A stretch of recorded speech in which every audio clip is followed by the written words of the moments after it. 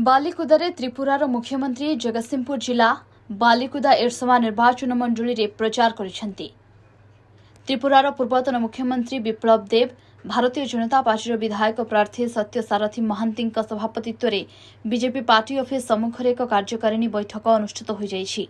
एही बैठक में सांसद प्रार्थी विभु प्रसाद तराई, राज्य कार्यकारिणी सभापति संजय महांती, निलिप्त कुमार जेना, अमिता स्वाई, राजश्री पट्टनायक, मोहित महांती प्रमुख एही सभारे जोग देइथिले।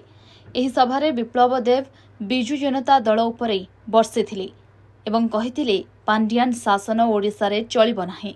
ओडिशा हेउछि जगन्नाथଙ୍କ देश, एठारे तमिल शासन चलिबो नाही बोली वक्तव्य कही बिजु जनता दल उपरे बर्षिथिले।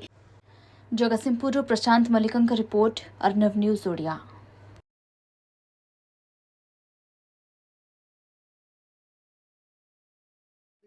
गुरु मंत्र तो एक ही है, जगन्नाथ की भूमि को मुक्त कराने का मंत्र है। और मैं मंत्र देने के लिए नहीं आया हूँ, मैं साथ देने के लिए आया हूँ। इस मंत्र को उड़ीसा के गांव-गांव में पहुंच चुका है। उड़ीसा के जनता उड़ीसा को आज़ादी दिलाना चाहते हैं। इलेक्शन सिर्फ इलेक्शन नहीं है, विधानसभा लोकसभा इलेक्शन, इलेक्शन उड़ीसा के जनताओं को एक एजेंसी और एक व्यक्ति के शासन से मुक्त कराने का इलेक्शन है।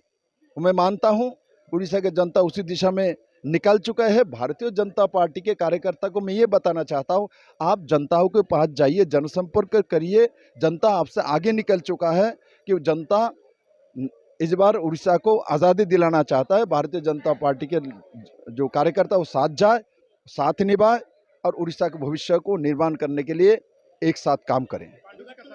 जय जगन्नाथ, जय श्री राम, जय माँ शारला। आज आमर बालिकुदा एरसमा निर्वाचन मंडल कार्यकर्ता सम्मिलनी बैठक थिला। से बैठक रे मुख्य निर्देशक भाव में पूर्वतन मुख्यमंत्री त्रिपुरार विप्लव देव जी आम सामने उपस्थित थिले।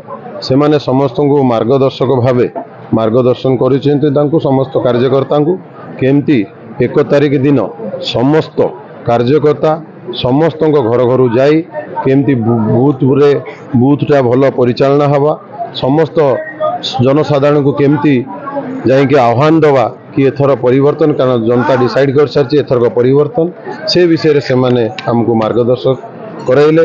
ता सहित समस्त कार्यकर्ता को एकत्रित होई मन मारिकी समस्त कार्य करने कहते।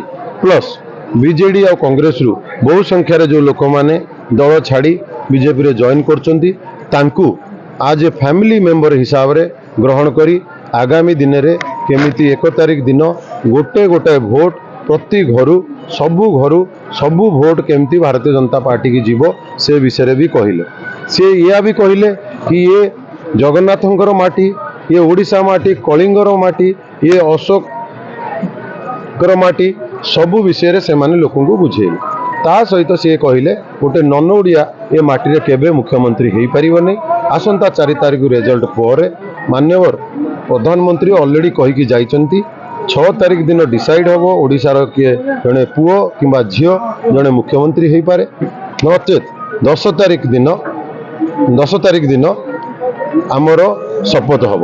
ये कथा माननीय प्रधानमंत्री कहते। आज भी विप्लव देव से कहले ये ओडिशा माटीर जड़े पुओ झील, ओडिशा माटीर गौरव, जी ओडिशा माटी जन्म होइछि, सी ही ये माटीर मुख्यमंत्री हम। नन ओडिया केही एटी मुख्यमंत्री